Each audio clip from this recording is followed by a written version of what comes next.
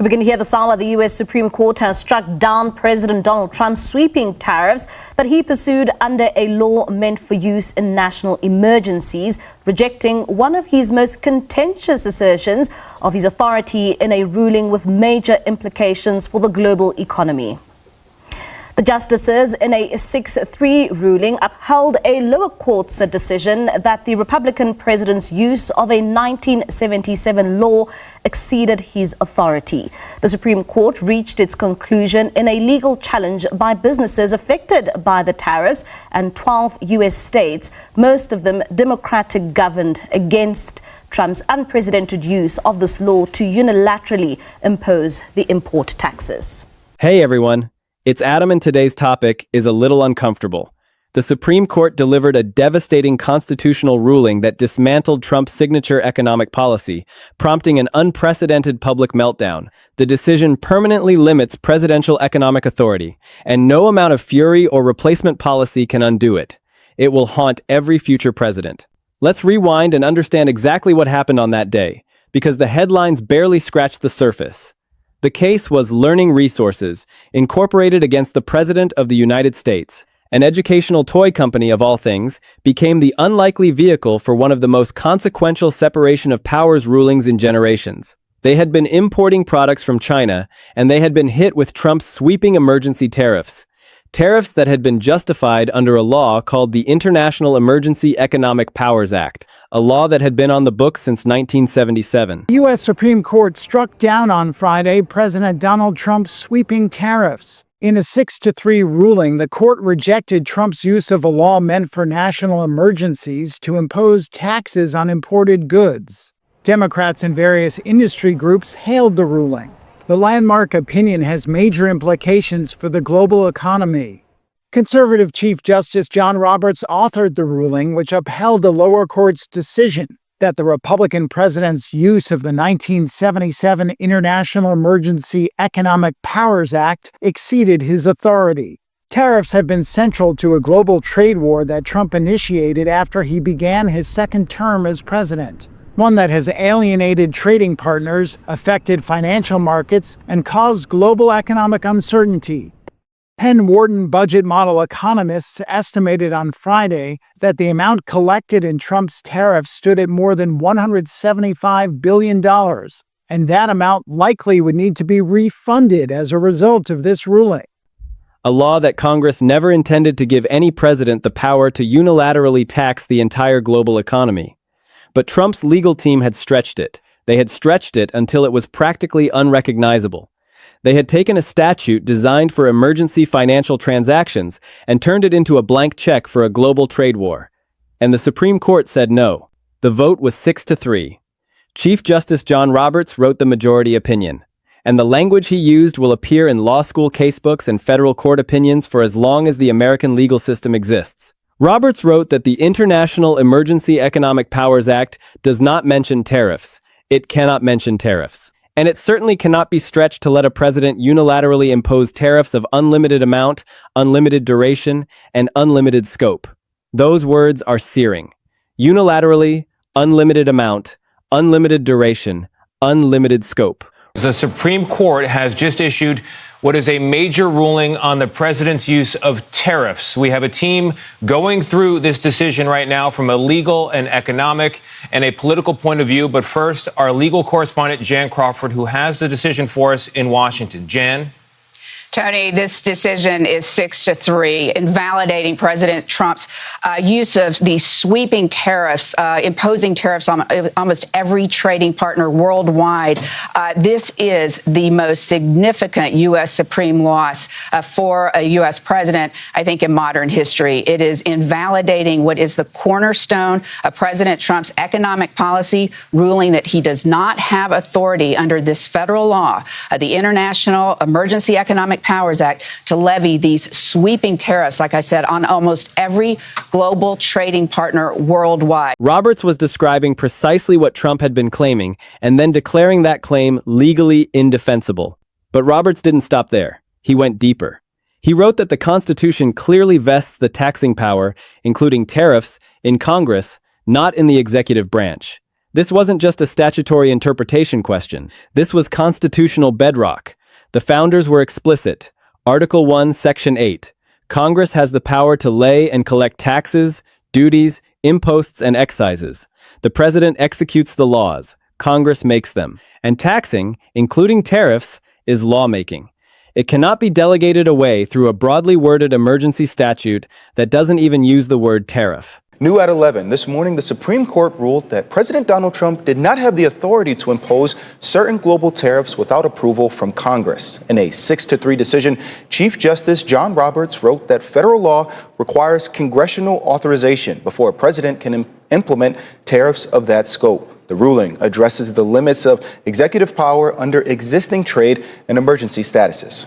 And then Roberts wrote the 7 words that became the shorthand for the entire ruling. The 7 words that will be cited every single time any future executive branch claims unlimited emergency economic authority. Those words cannot bear such weight. Can you imagine hearing those words from the Chief Justice of the United States? Those words cannot bear such weight. It's as if the court was saying, we've looked at your legal theory, we've examined your arguments, we've considered your claims of presidential power, and they simply cannot bear the weight you're placing upon them. The statute cannot bear the weight. The Constitution cannot bear the weight. And your presidency, sir, cannot operate above the law. Now, here's where the story gets truly wild. Trump came out of the White House and screamed. Not metaphorically, not diplomatically.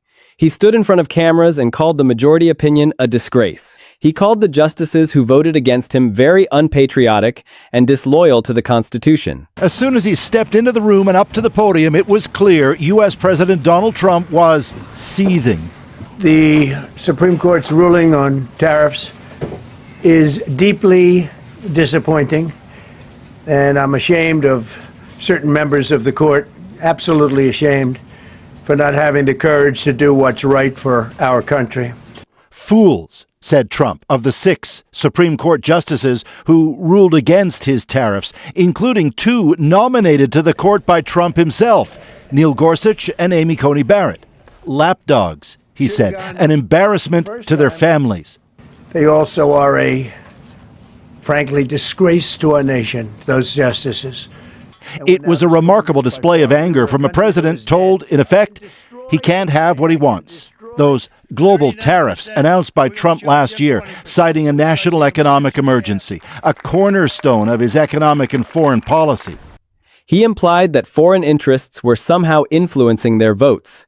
He went on social media and called them fools and lapdogs. He said he was ashamed of some of his own nominees, specifically Justices Gorsuch and Barrett, the 2 justices he had personally appointed to the Supreme Court, the 2 justices who had joined Roberts in the majority.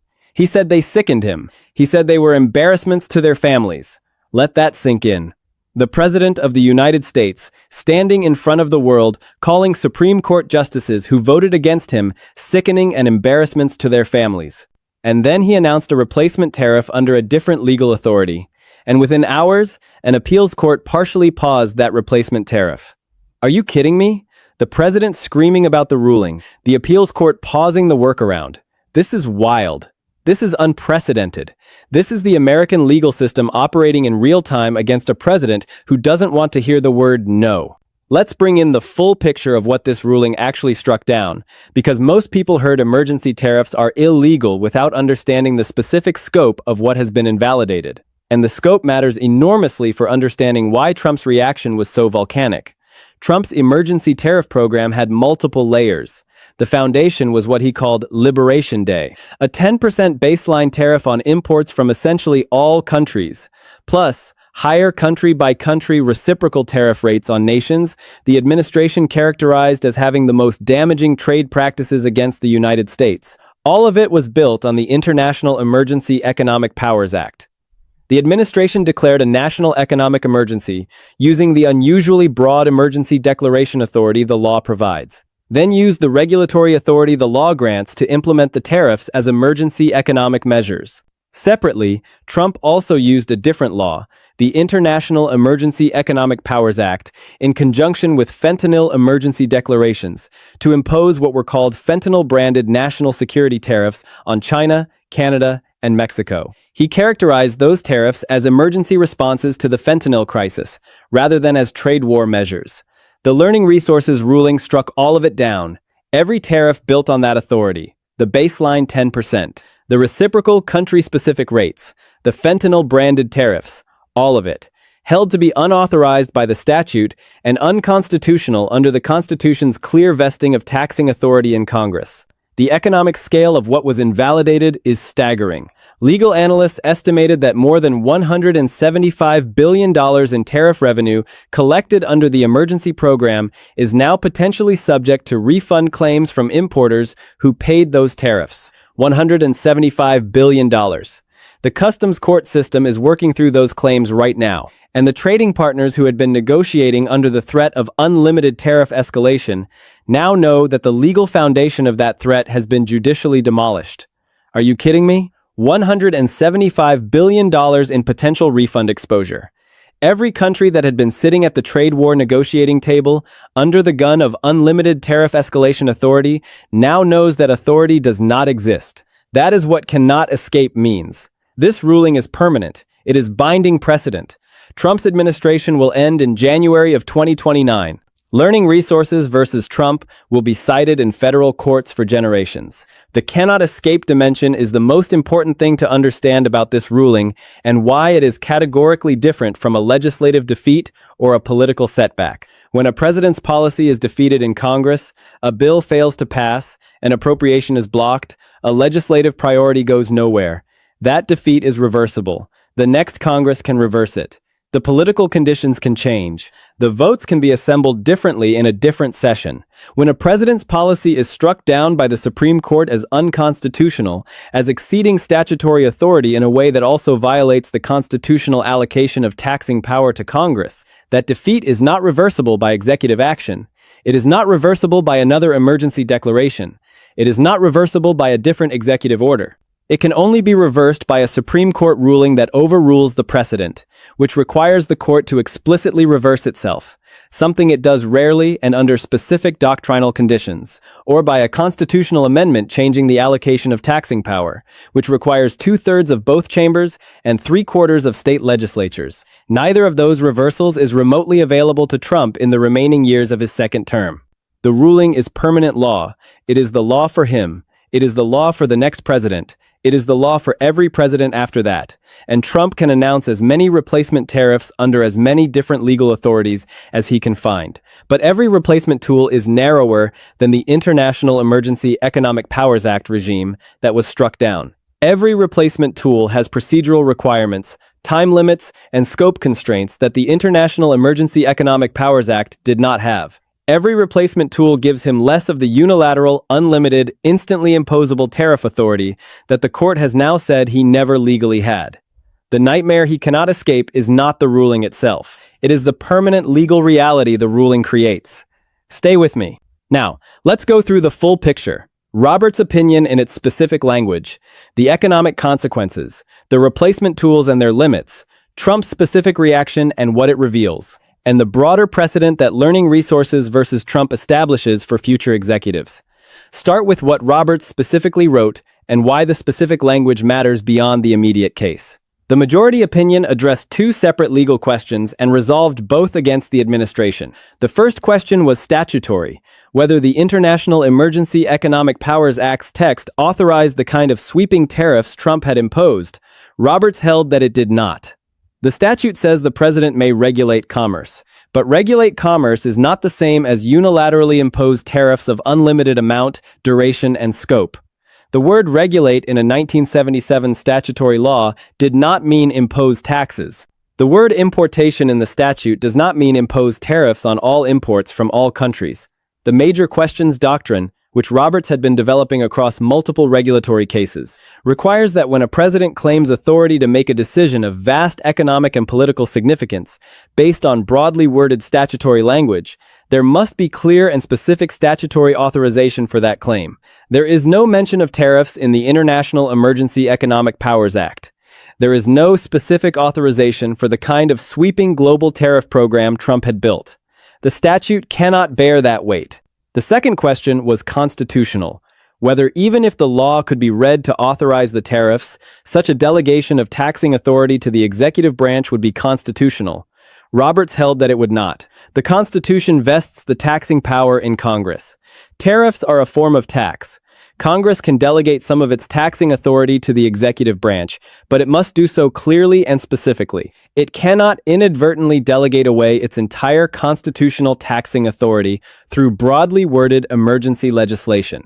The constitutional holding is the more fundamental and permanent one, because it means that even if Congress tried to rewrite the International Emergency Economic Powers Act to explicitly authorize sweeping tariffs, the constitutional allocation of taxing power to Congress would impose limits on how far that delegation could extend. The president cannot unilaterally tax the world economy. That is now the constitutional law of the United States, written by the Chief Justice in a binding Supreme Court opinion. Now let's talk about the economic consequences, because the $175 billion potential refund exposure is just the beginning of the economic fallout from the ruling. And the full picture is significantly more complex than any single headline captures. The refund claims are real and are being processed through the United States Court of International Trade, which handles customs and trade law disputes. Importers who paid tariffs can file for refunds and are doing so. The administrative and legal infrastructure for processing those claims is being stressed by their volume. And the $175 billion number does not include the second-order economic effects of the tariff program's invalidation, the disruption to supply chains that had reorganized around the tariff structure, the pricing changes that retailers and manufacturers had already implemented to reflect the tariff costs, the trade relationship dynamics that had shifted during the period the tariffs were in effect. Those effects do not reverse automatically because the court struck down the tariffs. Supply chain decisions that were made over months do not unwind in days.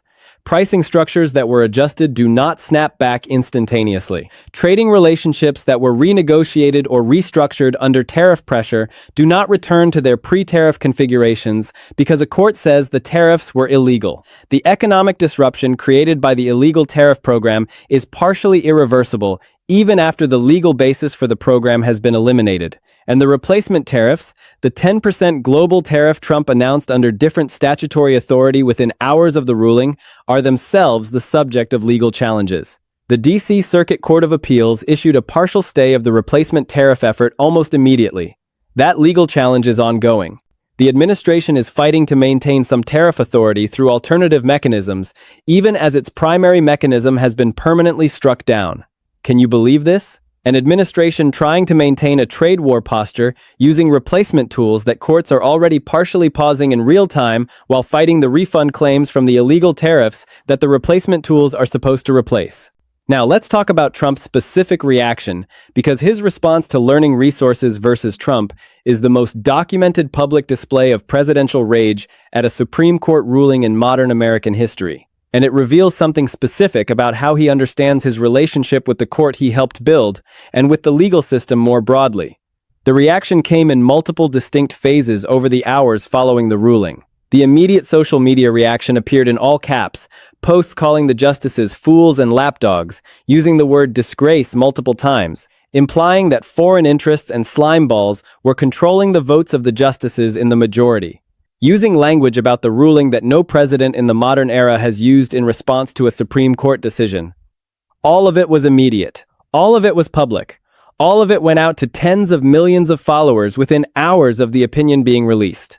The White House appearance that followed featured Trump standing in front of cameras, calling the ruling unpatriotic and accusing the justices who voted against him of being disloyal to the Constitution. That formulation, disloyal to the Constitution, deserves specific and careful attention because it inverts the actual constitutional obligation in a way that reveals exactly how Trump understands the court's role. The justices in the majority were loyal to the Constitution. They applied the Constitution's explicit allocation of taxing power to Congress. They enforced the constitutional limits on executive authority that the founders placed in Article 1, Section 8. They did exactly what the Constitution requires justices to do. When a president claims authority the Constitution does not give him, the thing Trump was accusing them of being disloyal to was not the Constitution, but to his policy preferences and to what he apparently believed was an implicit loyalty arrangement with justices he had appointed. And then came the most personally hostile language. The specific attacks on Gorsuch and Barrett by name, calling them sickening and embarrassments to their families. That language is not legal criticism. It is not analysis of their jurisprudence. It is not a disagreement with their application of precedent or their statutory interpretation methodology. It is the language of personal betrayal, the language of someone who believed he had a loyalty relationship with specific people and who discovered that those people had exercised independent professional judgment rather than personal loyalty. He was treating two Supreme Court justices with lifetime appointments and decades of distinguished legal careers as employees who had failed to perform their assigned function. And the assigned function in his model of the relationship was to provide outcomes that serve his agenda, rather than to apply the Constitution as they understood it.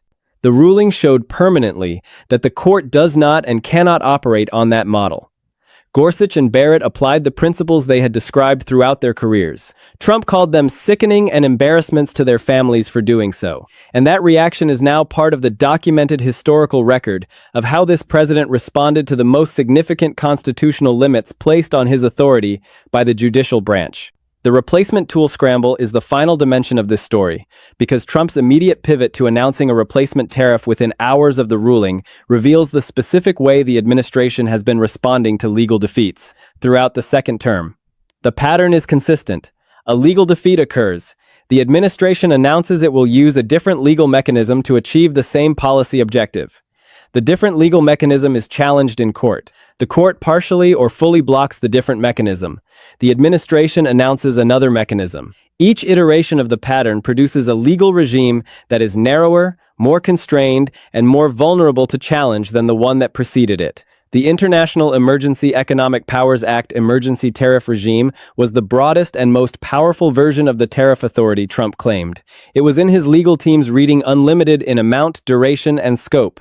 The replacement Section 122 tariffs are limited to 150 days without congressional extension. The Section 301 tariffs require a lengthy investigation process and specific findings about unfair trade practices by individual countries. The Section 232 national security tariffs require formal national security findings and procedural steps. None of those replacement tools give Trump the flexible, instantly imposable, globally applicable tariff authority that the International Emergency Economic Powers Act was claimed to provide. He can still impose tariffs through these mechanisms, but he cannot govern as the one-man trade war machine that his second-term economic identity was built on. And every replacement mechanism he deploys will be tested in court against the learning resources precedent and against the major questions doctrine. Roberts has now firmly established as the governing framework for evaluating executive claims to vast economic authority. Now, let's break it all the way down into the key elements that make this ruling so significant.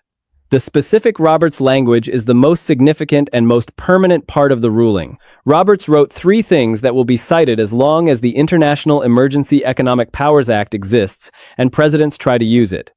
First, the law does not mention tariffs. The word tariff does not appear in the 1977 statute.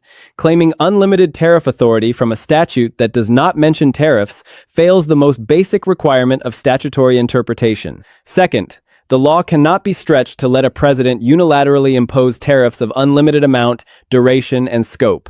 The word unilaterally in that sentence is doing specific constitutional work. The Constitution does not give the president unilateral taxing authority.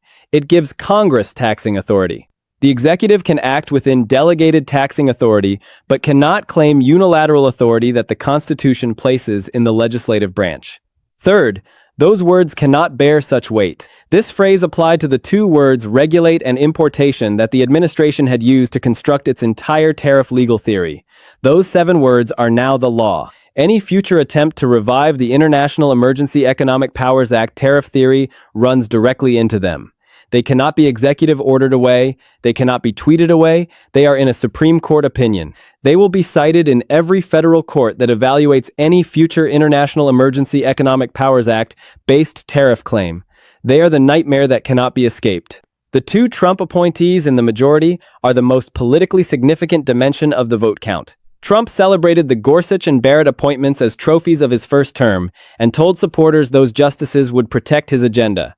They protected the Constitution instead. Gorsuch applied the textualist and major questions principles he had publicly championed across years of opinions and voted accordingly. Barrett applied the constitutional allocation principles she had described throughout her academic and judicial career and voted accordingly.